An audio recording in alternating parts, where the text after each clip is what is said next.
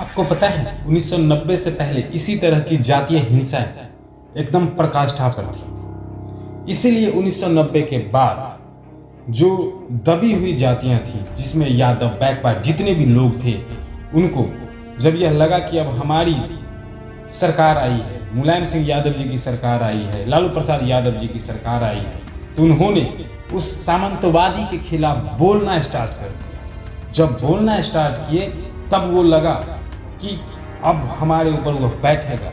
इसलिए देखिए ये उनको अब पच नहीं रहा है।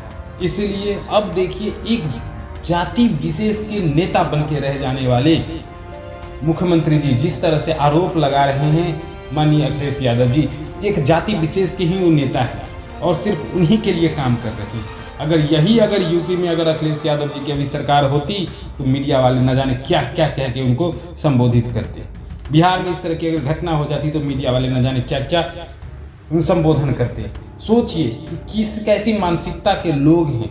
जब पुलिस कस्टडी में इस तरह की हत्या हो रही है, उस पर भी एकदम मीडिया दिखा रहा है कि अतीक अहमद हत्यारा था, उसकी हत्या हो गई। अरे हत्यारा था, हत्या हो गई, क्या हत्या हो कर देना पुलिस का काम है या पुलिस की मौजूदगी में? ये ऐसा कहानी हम कब सुनते थे? फिल्मों में सुनते थे कि पुलिस के कस्टडी में से विलेन आता था और पुलिस की कस्टडी में से जो उसको गवाही देने वाला होता था उसको मार के चला जाता था। लेकिन अब सच्चाई में हो रहा है क्या?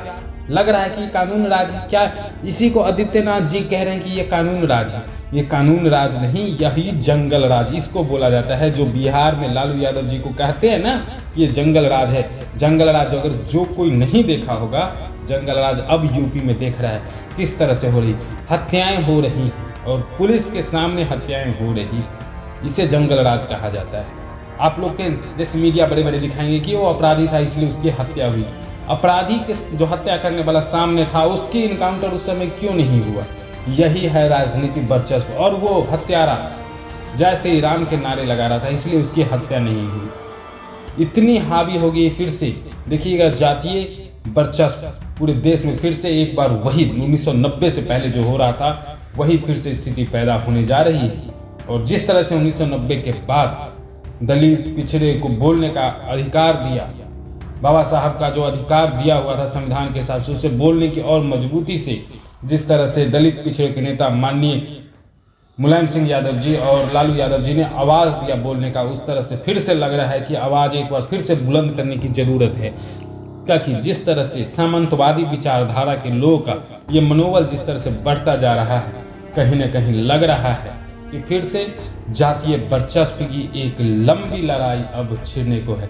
जैसा कि जातीय वर्चस्व जो हावी हुआ है उसको लेकर के यहाँ पर जब बिहार के शिक्षा मंत्री ने बयान दिया था कि इस तरह से पिछड़े अति पिछड़े दलितों को ग्रंथों के द्वारा भी बेइज्जती करने का काम किया जा रहा है। किस तरह माननीय जीतन राम मांझी ने कहा था कि हम मंदिर में गए थे, हमें धुला दिया। वही जातीय वर्चस्व फिर से अब देखिए यूपी से स्टार्ट हो रहा है कि जातीय वर्चस्व किस तरह से बढ़ाया जाए। इस जातीय वर्चस्व को बढ़ाने में अगर नहीं होता, देखिए कैसे अब तो जो पत्रकार हैं अपने आप को स्वघोषित पत्रकार कहते हैं, वह कैसे ट्वीट कर रहे। जैसे पुलिस सुरक्षा में उमेश पाल और दोनों सिपाहियों की हत्या हुई थी, वैसे ही अतीक अहमद और उनके भाइयों की भी हत्या होगी और ये कहते हैं मैं पत्रकार हूँ। ऐसे पत्रकार से क्या उम्मीद रख सकते हैं कि सवाल प्रशासन से नहीं होना चाहिए, सवाल सरकार से नहीं होना चाहिए। खुशी मना रहे कि अतीक अहमद, कल आपकी भी बारी आ सकती है। आपके द्वारा भी इतने जो आरोप लगा रहे हैं वह कैसा है आप पर भी हो सकता है। नमस्कार, बस इतना ही अभी के लिए। जय हिंद।